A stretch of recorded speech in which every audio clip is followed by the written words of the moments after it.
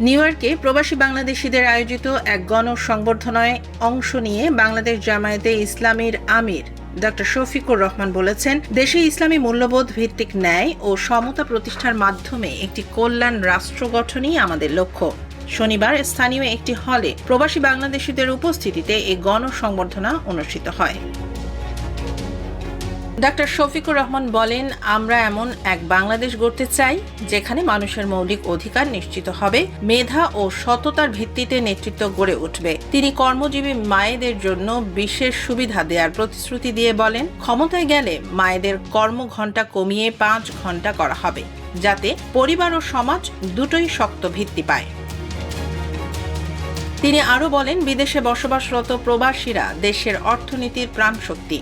তাদের শ্রম, মেধা ও রেমিটেন্স দেশের উন্নয়নে অসামান্য ভূমিকা রাখছে, অথচ যথাযথ মর্যাদা তারা পাচ্ছেন না। গণসংবর্ধনায় যুক্তরাষ্ট্রে বসবাসরত প্রবাসী জামায়াত নেতাকর্মী ও বিভিন্ন সামাজিক সংগঠনের প্রতিনিধিরা উপস্থিত ছিলেন। অনুষ্ঠানে বক্তারা জামায়াতের পরিবার বান্ধব ও ন্যায়ভিত্তিক সমাজ প্রতিষ্ঠার অঙ্গীকারের প্রশংসা করেন।